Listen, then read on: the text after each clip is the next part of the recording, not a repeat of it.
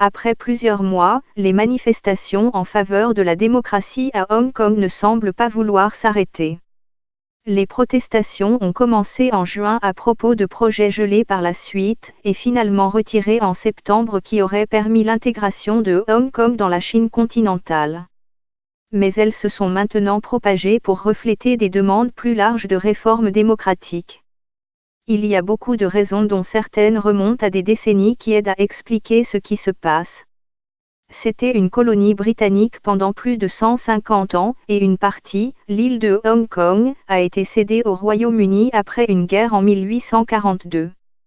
Plus tard, la Chine a également loué le reste de Hong Kong, les nouveaux territoires, aux Britanniques pour 99 ans. C'est devenu un port de commerce, et son économie a pris son essor dans les années 1950 lorsqu'il est devenu un centre manufacturier.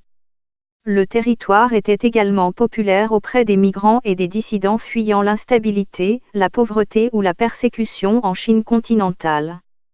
Puis, au début des années 1980, à l'approche de l'échéance de la location de 99 ans, la Grande-Bretagne et la Chine ont entamé des pourparlers sur l'avenir de Hong Kong, le gouvernement communiste en Chine soutenant que tout Hong Kong devrait être remis sous domination chinoise.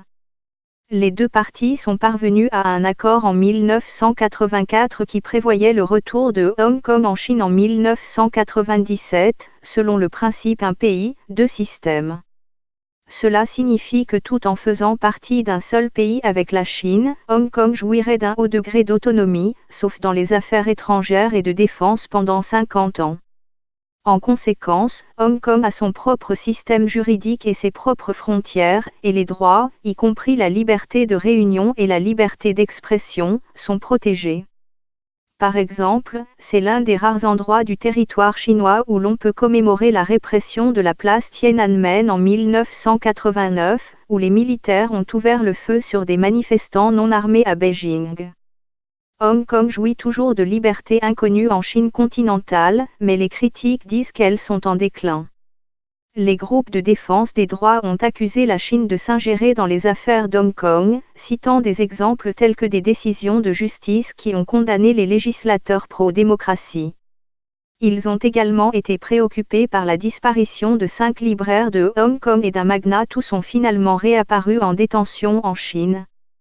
Manifestations à Hong Kong. Les artistes et les écrivains disent qu'ils subissent une pression accrue pour s'autocensurer et un journaliste du Financial Times a été empêché d'entrer à Hong Kong après avoir organisé un événement mettant en vedette un militant pour l'indépendance.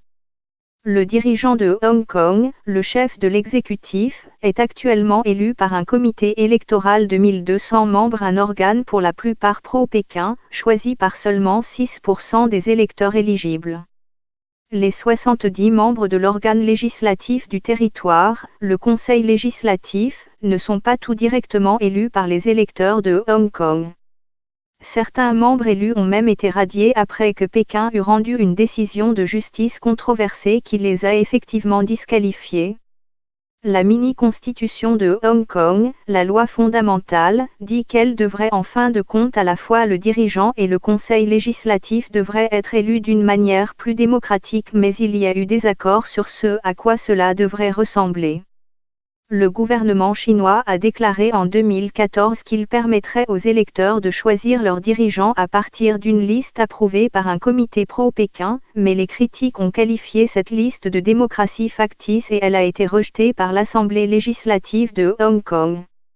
Dans 28 ans, en 2047, la loi fondamentale expirera et ce qu'il adviendra de l'autonomie de Hong Kong après cela n'est pas clair. La plupart des Hongkongais ne se considèrent pas comme des Chinois, bien que la plupart des habitants de Hong Kong soient d'origine chinoise et que Hong Kong fasse partie de la Chine, la majorité d'entre eux ne s'identifient pas comme Chinois. Des enquêtes de l'Université de Hong Kong montrent que la plupart des gens s'identifient comme Hongkongais, seulement 11% se considèrent Chinois et 71% des gens disent ne pas se sentir fiers d'être citoyens chinois.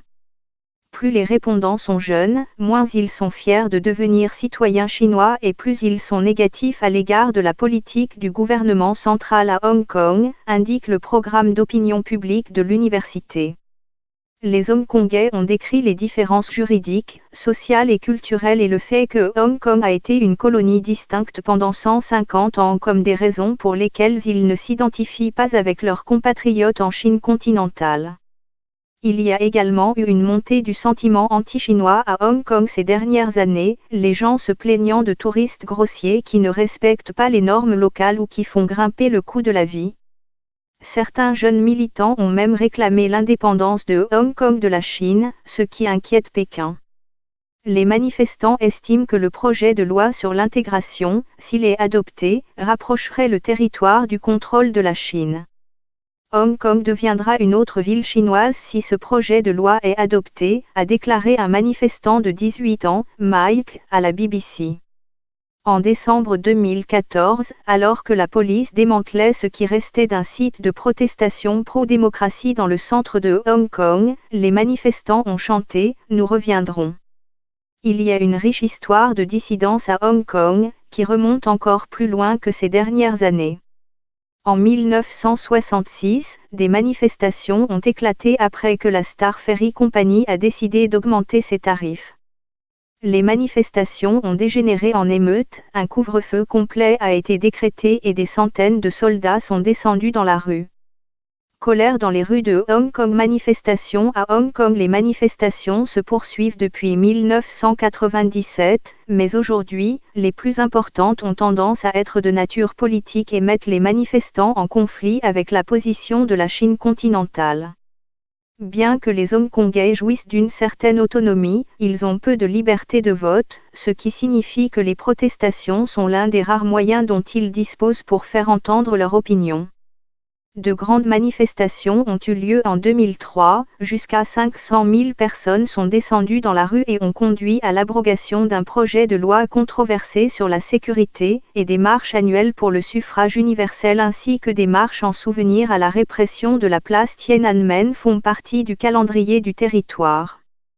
Les manifestations de 2014 se sont déroulées sur plusieurs semaines et ont vu les Hongkongais réclamer le droit d'élire leur propre chef.